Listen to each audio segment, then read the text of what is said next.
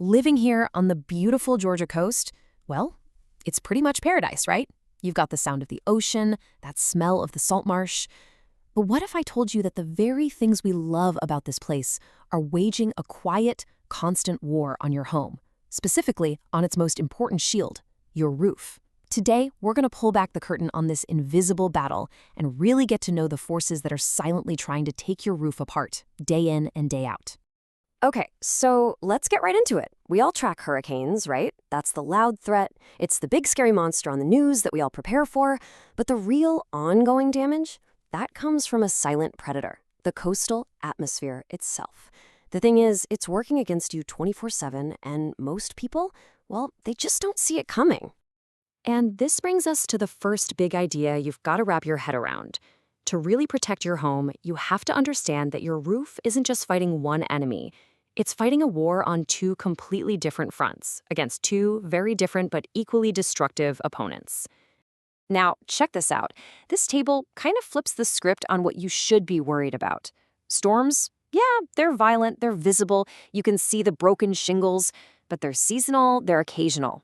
The atmosphere, on the other hand, that's a constant, 365-day-a-year threat. Its damage is microscopic, happening so slowly you don't even notice. And here's the kicker. By the time you see a leak, the real structural damage has probably been going on for years. So what is this silent predator, really? Well, it's not just one thing. Let's get into the science of it, because it's actually fascinating.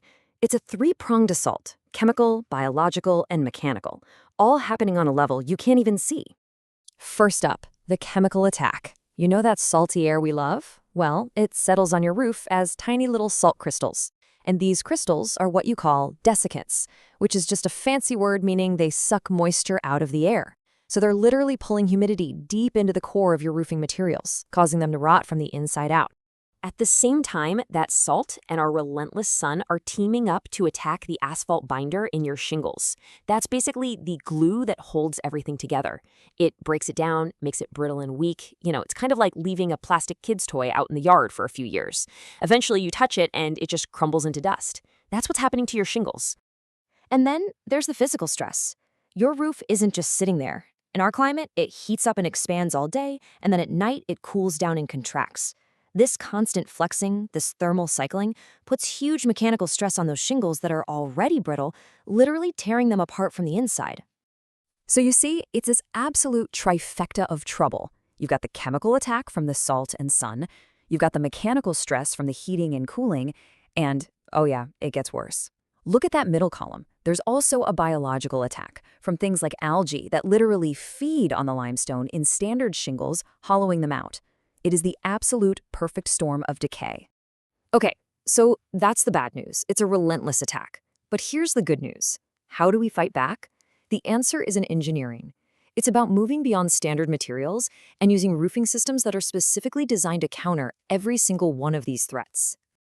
And the really awesome thing is, material science has come so far that you don't have to choose anymore. You don't have to pick between a house that looks beautiful and a house that can survive a hurricane.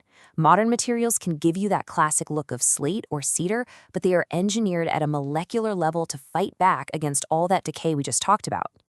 This chart breaks it down perfectly. Each of these is a direct countermeasure.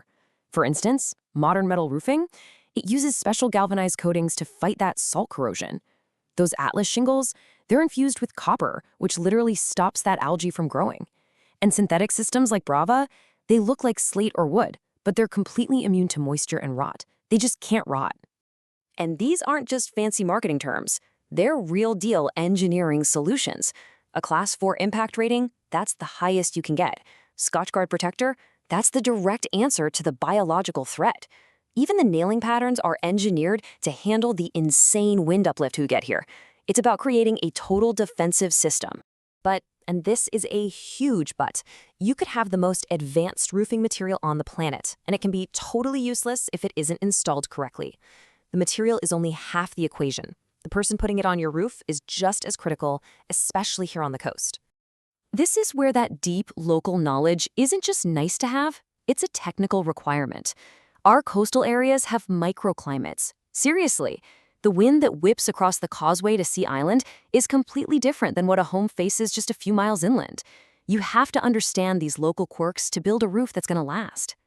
And that's why these manufacturer certifications are so important. They're not suggestions, they are strict engineering requirements. For example, in a high wind zone like ours, the manufacturer might demand a specific 6-nail pattern, not the standard 4. Following these exact rules is the only thing that keeps your warranty valid. And this leads to a hard truth that a lot of people learn too late. Getting a cheap roof might feel like you're saving money up front, but if that uncertified crew cuts corners and doesn't follow the rules for a coastal installation, they just voided your lifetime material warranty. That bargain just became the most expensive mistake you could make. Okay, so let's shift gears for a second and talk about what happens when the loud threat, a big storm, actually does hit. When you're dealing with the insurance company afterwards, it's all about one thing: documentation. After a storm, a good roofer's job becomes something else. They need to be your technical translator. Insurance adjusters need hard forensic proof. They need to see the difference between that slow, silent decay and actual specific storm damage. Having clear, technical proof is often the difference between getting a small repair paid for and getting a check for a full roof replacement. A real pro is going to follow a clear roadmap, no guesswork. It starts with a forensic inspection, documenting every single point of failure. Then, they create a detailed report with all the technical data the adjuster needs. And finally, they do a certified installation that you know protects your warranty for the long haul. All right, so let's boil this all down. What's the bottom line? First, you've got to recognize that the silent battle against the atmosphere is happening every single day. Second, you have to fight back with materials engineered specifically for our coast. And third, the only way to protect that investment is to demand a certified local installation that follows the rules to the letter. So I'm going to leave you with this question.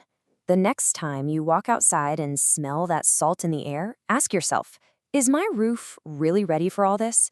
Or is that silent predator quietly winning the battle over my head? Don't wait for a storm or a water stain to find out the answer.